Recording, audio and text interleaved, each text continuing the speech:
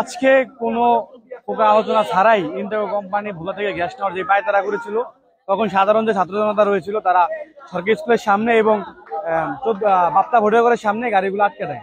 এবং আমরা জানতে পারি যখন ছাত্র জনতা গাড়িগুলো আটকে দেয়, এই কোম্পানির পক্ষ থেকে এক দু ছাত্রদেরকে হুমকি দামকি দেয় এবং এমন কথাও বলে যে তারা গাড়ি সহ তাদেরকে চাপা দিয়ে নিয়ে যাবে। আমরা সব কথাবার্তা তীব্র নিন্দা এবং প্রতিবাদ জানাই। একটা চলমান আন্দোলনকে সহিংসতার দিকে নিয়ে যাওয়ার জন্য এরকম একটা বক্তব্য যথেষ্ট।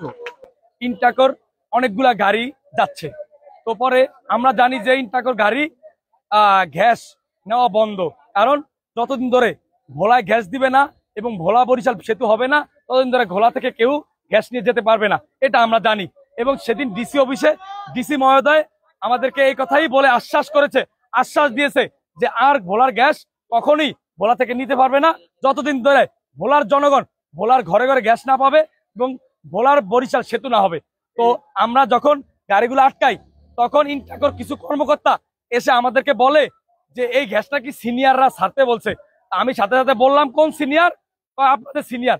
আমি সাথে সাথে আমাদের ভোলা জেলা বিএনপির আহ্বায়ক আলহাজ গোলাম নবী আলমগীর এবং আমরা ভোলাবাসীর আহ্বায়ক আলহাজ গোলাম নবী আলমগীর, তাকে আমি ফোন দিয়েছি যে কাকা, ভোলার গ্যাসের গাড়িগুলো ছাড়ছে, এই ব্যাপারে কি আপনি জানেন? উনি বলছেন না, আমি জানি না, আমার সাথে কোনো আলোচনা হয়নি।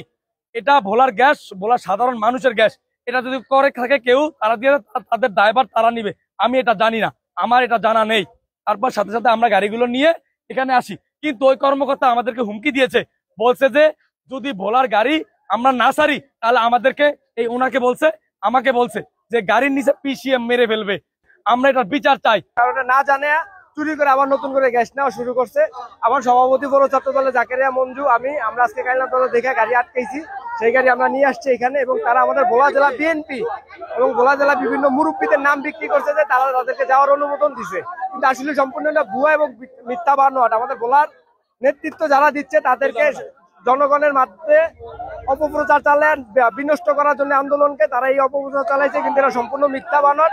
আমাদের গ্যাস না দেওয়ার আগ পর্যন্ত আমরা এই গাড়ি ছাড়বো না। আমাদের সরকারের প্রতি বিভিন্ন দাবি আছে, যে আমরা এই দাবিগুলোর কোনো সমাধান এখনো হয় নাই।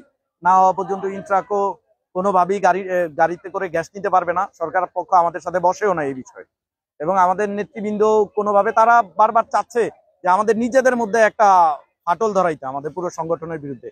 কিন্তু তারা জানে না এই যে ভোলাবাসী যে কমিটি, এইটার পিছনে ভোলার 20 লক্ষ মানুষ আছে, এটা তারা অনুধাবন করতে পারে নাই। আজকেও তারা অনুধাবন করছে যে খালি আমরা ভোলাবাসী মানি পুরো ভোলা জেলার মানুষ।